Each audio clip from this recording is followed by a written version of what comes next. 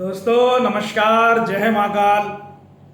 आज फिर से 12 जून को रविवार का दिन है और फिर से एक छोटी सी इंफॉर्मेशन स्टडी वीडियो के माध्यम से आप लोगों के साथ शेयर करने का मौका मिला है। तो प्लीज़ ज़रूर वीडियो को देखिएगा और वीडियो में कमेंट कीजिएगा, वीडियो को लाइक कीजिएगा, चैनल सब्सक्राइब कीजिएगा। ये सभी आपसे सिर्फ रिक्वेस्ट है, फैसला आपका रहेगा। करना ना करना वो एक अलग चीज़ है। फिलहाल मेरा काम है कि मैं एक इंफॉर्मेशन जो मुझे लग रही है मार्केट को लेके वो मैं दूं। हालांकि कुछ भी नया नहीं है, पिछली 4-5 वीडियो से जो बात बोल रहा हूं, यानी कि कहना चाहिए कि वैसे तो पूरा साल हो गया, 2022 जब से स्टार्ट हुआ है, वही बातें रिपीट कर रहा हूं, लेकिन फिर भी कुछ चीज़ समझाने का फिर से प्रयास करूंगा। और वीडियो बहुत ही ज़्यादा बहुत मेहनती कुछ स्टूडेंट हैं, उनमें से 2-3 स्टूडेंट ने बहुत रिक्वेस्ट की है, मैं उनके नाम लेना चाहूँगा। ठीक है, मोहित जी हैं, मेरे बहुत अच्छे स्टूडेंट हैं, इंजीनियर हैं और उन्होंने 2 साल से मेरे से पूरा फाइनेंशियल, टेक्निकल एंड कैलकुलेशंस पूरी वर्कशॉप्स करी हैं और साथ में वो अभी मेरे साथ में रिसर्च वर्क में भी जुड़े हुए हैं। तो फाइनेंशियल स्टेटमेंट्स, कंपनीज के रिजल्ट्स, इन सब के ऊपर काम करते हैं। और एक स्मृति हैं, स्मृति मैडम हैं, बहुत बढ़िया कर रही हैं। उन्होंने भी बहुत अच्छा अपना पोर्टफोलियो खुद से मेहनत से डिज़ाइन किया है। ठीक है, हेल्प हमारी लेती हैं, उनकी हैं, उनकी रिक्वेस्ट है। एक दीप्ति मैडम है, उनकी रिक्वेस्ट है। मोहित जी का मैंने नाम लिया, गौरव जी हैं। इन सभी बच्चों की वजह से, देखिए माफ़ी चाहूँगा मैं बच्चे बोल दिया, ठीक है। एज मेरे से हो सकता है कुछ लोगों की थोड़ी बड़ी हो, कुछ हो सकते हैं मेरे से जूनियर हो। मैं कभी फेस टू फेस नहीं मिला हूँ, सभी लोग हम जूम पे मिलते हैं या कई बार फ़ोन पे बात होती है, बस उसी तरीके से है। इन सब के आग्रह पे मैंने इस वीडियो को बनाने का आज सोचा, अदरवाइज़ मैं कुछ ऐसा खास था नहीं तो वीडियो बनाने का कोई मतलब नहीं था। लेकिन फिर भी चलिए थोड़ी बात करते हैं वीडियो में और समझने का प्रयास करते हैं।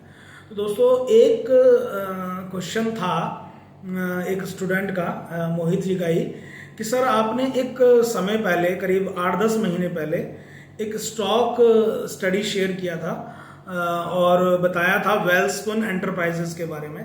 तो वेल्सपन एंटरप्राइजेस उतना अच्छा नहीं परफॉर्म किया, मार्केट की रैली पूरी निकल गई और वो परफॉर्म नहीं किया। ऐसा क्यों? ऐसे जवाब तो मैं देने के लिए मुझे बहुत लंबा समय चाहिए मोहित भाई। एक्चुअली बात यह है कि आप सिर्फ शोध कीजिए, अच्छा स्टॉक निकालिए और अच्छा स्टॉक लेके बैठिए।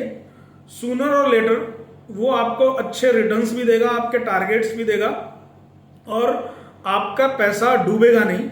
बस इसीलिए अच्छे स्टॉक्स लिए जाते हैं, नहीं तो कई बार बिल्कुल राख हो जाता है पैसा मार्केट में और आप देखते ही देखते हैं मार्केट में अपने पैसे को खुद ही आग में झोंक देते हैं और वो पैसा बिल्कुल जीरो हो जाता है। आजकल आप देखिए ना, कहाँ गए वो सब क्रिप्टो वरप्टो, सब क्रिप्टो में इतना कमा रहे हैं, कर रहे हैं, झटके दिए ना।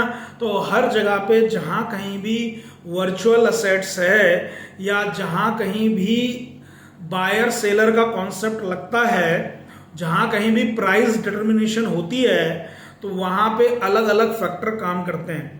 तो ये स्टॉक मार्केट है मेरे दोस्त, यहाँ पे हजारों चीज़ें काम कर रही हैं। FII काम कर रहे हैं, DII काम कर रहे हैं, म्यूचुअल फंड AMCs काम कर रही हैं, रिटेलर्स काम कर रहे हैं, गवर्नमेंट काम कर रही है, बाहर की गवर्नमेंट काम कर रही है, अब्रॉड फॉरेन मार्केट्स का इफेक्ट आता है, अपने डोमेस्टिक बाइंग का इफेक्ट आता है, सीजनल इफेक्ट आता है, बहुत सारी चीज़ें हैं। इतना कुछ है स्टडी करने में इकोनॉमी में कि बहुत कुछ होता है। तो आज गिरे हुए मार्केट में आपका सवाल है कि अब क्यों ये इंप्रूव कर रहा है? इंप्रूव करेगा भाई, मेरी किसी को सलाह नहीं है खरीदने की, लोग पीछे पड़ जाते हैं। मैं तो खाली एजुकेशन पर्पस के लिए वीडियो में ये बात शेयर कर रहा हूँ। एक दीप्ति मैम ने पूछा कि जी शिपिंग में भी ऐसा ही हुआ, पूरे टाइम नहीं चला, आपने बोला शिपिंग सेक्टर का टाइम आएगा, कैसे एनालाइज किया, तो दीप्ति जी मैं बता दूं कि ये सब चीज़ें इस वीडियो के अंदर से अगर मैं बोलना स्टार्ट करूंगा तो वीडियो तो 3-4 घंटे की हो जाएगी और आपके अलावा कोई सुनने वाला भी नहीं इसको। वैसे तो मुझे नहीं लगता कोई सुनता होगा, आप 2-4 लोग हैं जो सीख रहे हैं लगातार, तो वो वीडियो को सुनते हैं, समझते हैं। तो आज मैं आज के कल के एक हफ्ते के लेवल्स के ऊपर भी चर्चा करूंगा फिर से, और मार्केट की फिर से कैलकुलेशन शेयर करूंगा, और एक ट्रेडिंग स्टॉक 1 या 2 भी मैं शेयर करूंगा इस वीडियो में। तो वीडियो को बने रहिए और सुनते रहिए इसको। तो ऐसे सवालों के जवाब देने के लिए अभी मैं एक हिंट दे रहा हूं बस, कि शोध कार्य अगर आपकी रिसर्च बढ़िया है, और रिसर्च में दीप्ति जी, मोहित जी मैं बता दूं, ये जो मैंने आपको वर्कशॉप्स कराई थी जिनमें मैं आपको टेक्निकल सिखाता हूं या जो चार्ट रीडिंग सिखाता हूं, ये बिल्कुल परे है, ये बिल्कुल अलग चीजें हैं। ये आपको खाली आपके मनी मैनेजमेंट और आपके ट्रेडिंग कॉन्सेप्ट्स को विजन प्रदान करता है, एक नई सोच, नई चीज देता है। ठीक है, आप अगले 10 साल 20 साल के लिए रिसर्च में जाना चाहते हैं, अगले 2-3 साल का स्टॉक का पूरा कुंडली एनालिसिस करना चाहते हैं कि किस तरीके की रफ्तार पकड़ेगा, कैसे होगा, तो वो थोड़ा सा टेक्निकल से बिल्कुल अलग है। गणित पे आना पड़ता है, अकाउंट पे आना पड़ता है, फाइनेंशियल मैनेजमेंट पे आना पड़ता है, और जिस तरीके से लोग सोचते हैं उससे हटके सोचना पड़ता है, एक चीज। दूसरा, मार्केट का एक मंत्र और समझ लीजिए, जो बात एक रिक्शे वाले को भी पता है, एक पान वाले को भी पता है, वो मार्केट में असर नहीं डालेगी, बहुत क्षणिक प्रभाव होगा और वो चीज मार्केट में नहीं चलेगी। मैं तो जब हैरान हो गया था जब नीचे एक दूध देने वाला आता है, या नीचे फ्लैट में मेरा मित्र रहता है उसको, और उसने जब ये बोला कि भैया मेरा डीमैट अकाउंट खोल दो, LIC का IPO अप्लाई करना है। वाह भाई वाह, एक दूध वाले ने जब ये बोल दिया, समझ में आ गया कि LIC के IPO में कितना दम है। मैंने अगले ही दिन व्हाट्सएप पे लिखा कि एक शेयर खरीद के मैं भी LIC का शेयर होल्डर बन जाऊंगा। तो ये सब बातें इसलिए इशारा करना पड़ता है क्योंकि हम दावा नहीं करते, बहुत एजुकेशनल पर्पस के लिए लोगों के साथ जुड़े हुए हैं, बाकी हमारा कोई ऐसा मकसद नहीं है। अब बात आती है कल की। कल यानी कि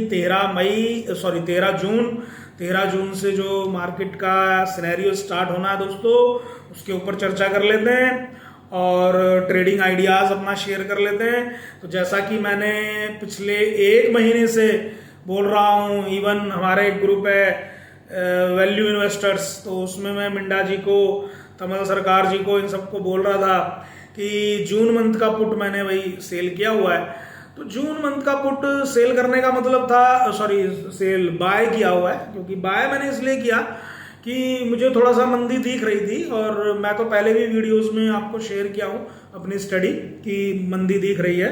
तो अभी 3 जून को मैंने जब 16,200 का टारगेट और 16,050 और इस तरीके के टारगेट्स कैलकुलेट किए, तो लास्ट फ्राइडे 16,200 की बात जो थी वो निफ्टी ने मान ली और 16,200 का टारगेट हमें देखने को मिला। तो फिलहाल तो जो हम बात करें, जो कैलकुलेशन बनती है वो मंदी की तरफ ही बनती है। जैसा कि मैं बोल रहा था कि नीचे के कपाट अभी महाकाल ने खोले हुए हैं, तो महाकाल अभी नीचे के कपाट इसलिए नहीं बंद कर रहे हैं कि नीचे गुंजाइश है। अभी महाकाल का ये कहना है कि अभी नीचे गुंजाइश है, नीचे आने दो। थोड़ा पब्लिक को, जो नई पब्लिक आई है 1-2 साल से मार्केट में, जिन्होंने एक खाली बुल फेस देखा, अभी तक एक हॉल्ट भी नहीं देखा, मतलब एक बिल्कुल सुपर फास्ट ट्रेन दौड़े चली जा रही है, हल्का सा भी ब्रेक भी नहीं लगा, तो उनको थोड़ा सा सीखना है भाई, उनको सिखाना है हमें, और सब्र कैसे करा जाता है पैसा लगा के, और कैसे रिस्क मैनेज किया जाता है, और कैसे आपके अच्छे शेयर बेकार हो जाते हैं और कैसे बेकार शेयर अच्छे हो जाते हैं, वो सारा ट्रेंड आपको ये हॉल्ट देते हैं। तो दोस्तों, इस वीडियो के माध्यम से मैं एक और लेसन आपको देना चाहूंगा, एक बात और समझाना चाहूंगा कि 2008 की मंदी आई, लोगों से बहुत सुना होगा आपने 2008 की मंदी आई। ऐसा कुछ नहीं है कि 2008 की मंदी आई तो वही मंदी थी, ये भी एक मंदी है भाई। यहाँ पे तो अभी कुछ लोग तो रिसेशन की बात कर रहे हैं भाई, बहुत बड़ी मंदी आने की संभावना है, लोग ऐसा जता रहे हैं। लोग तो ये कह रहे हैं कि 12,000 तक की निफ्टी हमने शॉर्ट की हुई है ना, ऐसा भी मिलने में आता है। कुछ लोगों से मैं मिला अभी कुछ समय पहले इन्वेस्टर मीट्स वगैरह में भी तो बड़े बड़े लोगों से मुलाकात हुई, बड़ा अच्छा लगा, महाकाल के आशीर्वाद से उन लोगों से मिलना हुआ। तो 12,000 की निफ्टी को शॉर्ट करना या 13,000 की निफ्टी शॉर्ट करना, 11,000 तक के सौदे के लिए प्लान करना, एक अजीब सा लगता है, बड़ा डर सा लगता है कि होगा क्या, क्योंकि बड़ा इन्वेस्टर तो बड़ा मंदड़िया है, बियर कार्टल है पूरी, तो वो कुछ भी मार्केट को रुख दे सकते हैं। और ऐसे ही बुल, तो जहां बियर ट्रैप होते हैं तो मार्केट चेंज हो जाती है, जहां बुल ट्रैप होते हैं तो मार्केट चेंज हो जाती है। एक बात तो ये, और दूसरी बात कि 2008 की मंदी की जो मैं बात कर रहा हूं, वहां पे कुछ जो दिग्गज बिजनेस थे ना, उनको लोगों ने सोचा कि अब नीचे गिर गए तो एवरेज कर लें, नीचे गिर गए तो एवरेज कर लें। एवरेज करने में वो सुहा हो गए, चाहे वो सुजलॉन एनर्जी को उठा लो, चाहे यूनिटेक को उठा लो, चाहे आर पावर को उठा लो, चाहे कुछ उठा लो, बहुत बिजनेस हैं, मतलब गिन नहीं सकते आप, है ना। जेपी एसोसिएट और ना जाने क्या क्या था, एससीसी, बड़े लेवल पे ट्रेड करते थे, लेकिन बिल्कुल गिर गए और आज भी मतलब रेंग रहे हैं और अपना वजूद संभाले हुए हैं। बस कुछ कंपनीज, एबीजे शिपयार्ड जैसी कंपनीज तो डीलिस्ट हो गई, पता ही नहीं चल रहा है। एक शेयर हुआ करता था मर्केंटाइल लाइंस, पता ही नहीं है कहाँ है। पुराने शिपिंग जहाज खरीदते थे, उनको रिन्यूएट करते थे, उनको मेंटेन करते थे, उनको नया करते थे, उन पे पेंट वेंट करके उसको बेचते थे, बड़ा अच्छा बिजनेस मॉडल था, लेकिन कहाँ चला गया पता नहीं। तो मैं इस वीडियो के माध्यम से ये लेसन देना चाह रहा हूं, जो मेरा अपना एक्सपीरियंस है, प्लीज इस बात को अदरवाइज मत लीजिएगा, क्योंकि आजकल बड़ा डर लगता है कि लोगों को समझाओ कुछ गलत ले लेंगे। कि जैसे for example India bull housing है, एक जमाना था दोस्तों 900 रुपए पे ट्रेड करता था, 700 रुपए पे ट्रेड करता था, खूब ट्रेडिंग करी है हमने। मैंने 700 750 रुपए पे इंडिया बुल हाउसिंग को बहुत ट्रेड किया, और जब वो जोन में फंसा तो 400 से 300 वाले जोन में फंसा, एकदम से लगातार एकदम ऐसा गिरा।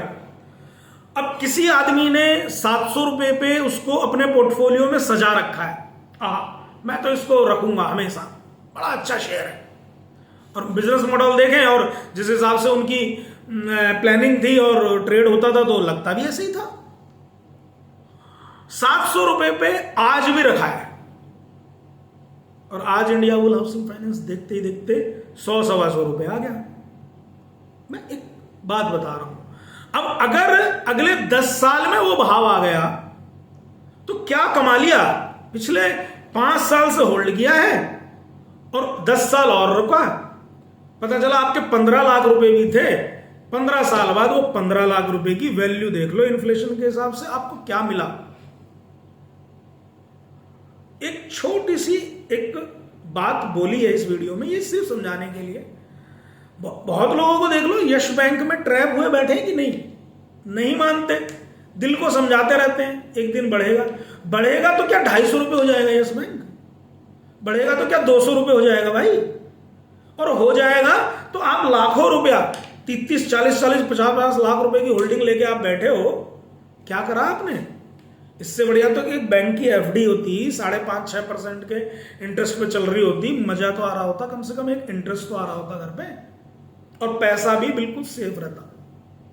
अभी यहां 50 लाख की कीमत मात्र 5 या 8 लाख रुपए है, वो 50 होंगे पहले तो, और जैसे ही 50 होंगे आपको फिर पेशेंस नहीं रहेगा, आप तुरंत पोजीशन काट दोगे। लेकिन होगा तब ना।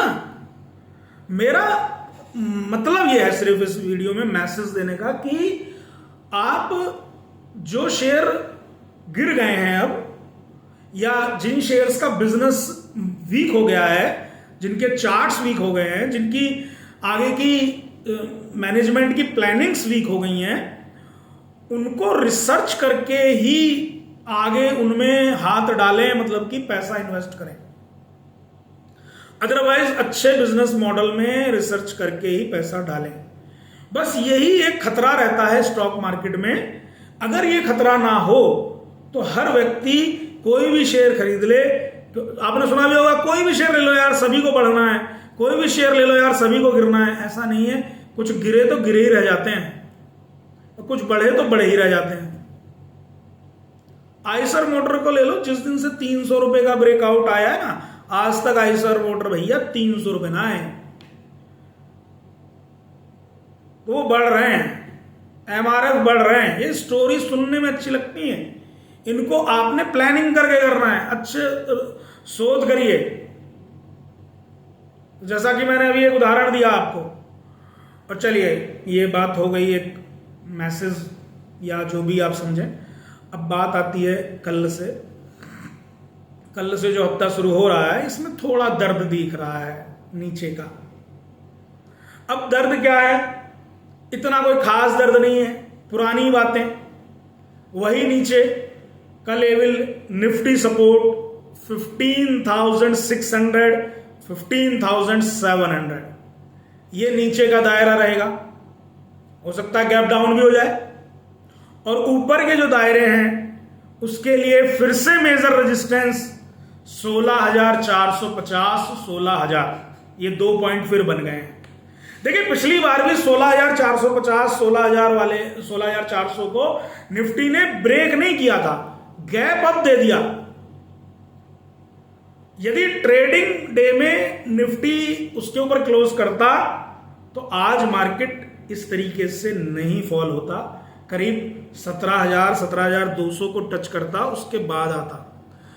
क्योंकि उसने उसको तोड़ नहीं पा रहा था, 16,450 वाला जो रेजिस्टेंस था, निफ्टी उसको ब्रेक ही नहीं कर पा रहा था, तो निफ्टी ने एक दिन मतलब नेक्स्ट डे गैप अप दिया 16,450 के ऊपर। तो फिर निफ्टी ने ये चाल दी और 16,750 से निफ्टी मुझे शॉर्ट मारना बनता था, शॉर्ट किया।